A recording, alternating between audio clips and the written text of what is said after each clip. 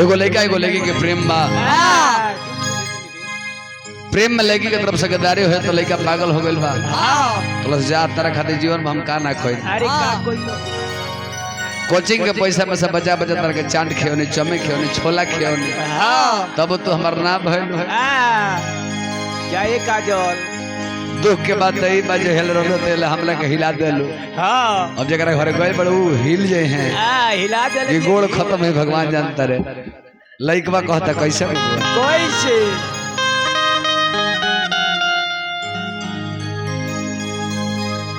प्रेम रस के बहावा अब ऊपर धल गया। संगमरमर की तलाशी हुई तस्वीर है तुम, संगमरमर की तलाशी हुई तस्वीर है तुम, मेरी जन्नत भरी किस्मत का तकदीर है तुम। भले हिंदुस्तान पाकिस्तान लड़ रहे हैं तो क्या हुआ, क्या हुआ, इस दीवाने के लिए जम्मू और कश्मीर है तुम। तू छोड़ दल के हम तरह का ना छोड़। अरे ना हो लड़का कहता कैसे बबुआ कैसे वाह मास्टर ले ले एक बार कि हमरा प्यारी के इम्तिहान मातिला, कि हमरा प्यारी के अरे जा यार इम्तिहान मातिला, खिया के जहर तू हमर जान मतिला, खिया के जहर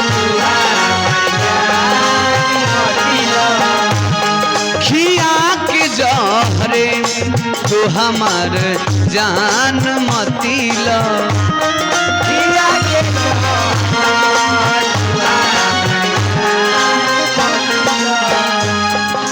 हमरा प्यारी के इम्तिहान मातिला,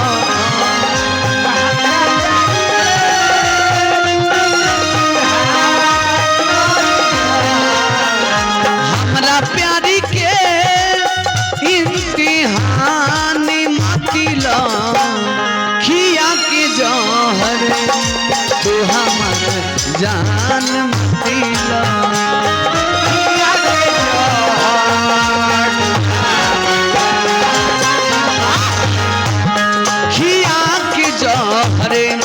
तू हमर जान मतिला, खिया के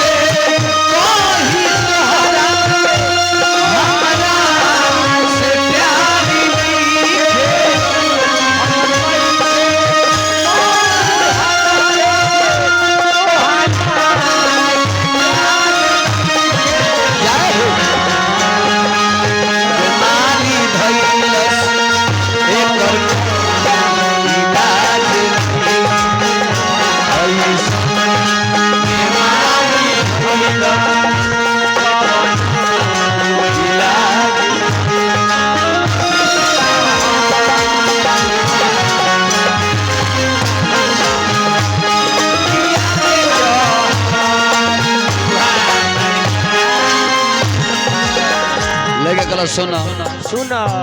काहे दूसरा के नामे सिंगार कैलू, हमरा दिल से काहे खिलवाड़ कैलू। जब हम तहरा लायक ना रहने ए गोरी तो काहे के हमरा से झूठा प्यार कैलू। कच्चा डोर जान के दिल तोड़ दिहालू,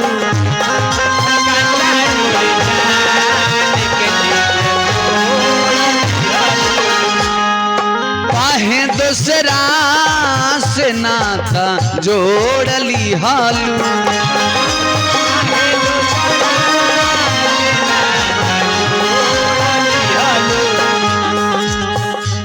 हर कच्चा डोर जान के दिल तोड़ दी हालू, काहे दोसरा से नाता जोड़ लिहल चली जाई तहाँ से दूरी कहीं चली जा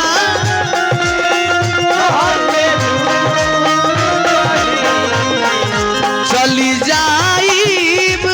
तहाँ से दूरी कहीं उड़ा के हंसी तू अभी मान खिया के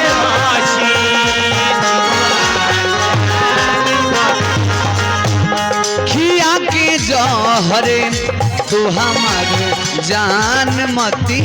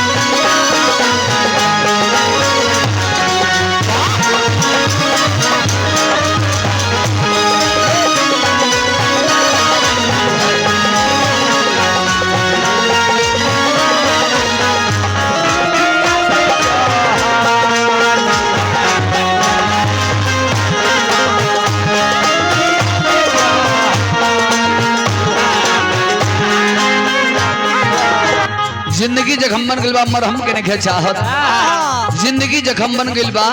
मरहम के नहीं चाहत सागर से गहरा चहनी जेकरा के हमके उहे बा डुबावत हम ना जननी की ऐसन खेल खेलबू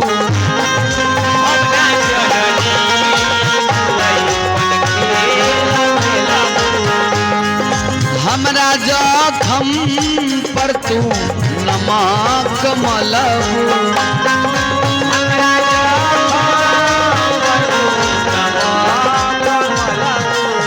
जल्दी जानती आहा तो लास्ट में तरह से कहे का कहे के बा प्यार के फर्ज निभौलू एक और फर्ज निभा दी हो प्यार के फर्ज निभौलू एक और फर्ज निभा दी हो जब होई हमार मौत तो तोहफा में कफन भेजवा अरे बबना बाबू एगो इंसान के कंधा पे एगो इंसान जात रहे वो कफन में लपेट के केहू का जान जात रहे अरे पगली है दुनिया में जब प्यार ना मिलल तो प्यार पावे खातिर शमशान जात रहे तोहरे पे हम कहता नहीं का कहत हम ना जननी ऐसन खेल खेलबू हम ना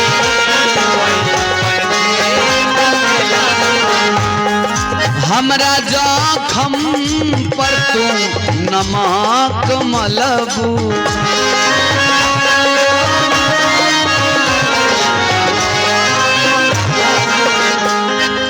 दिल के दर्दी तू तो ना बुझलू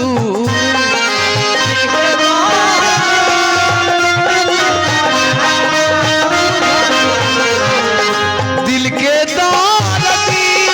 तू तो ना बुझलू रोवत अखिया के तू बयान मतिला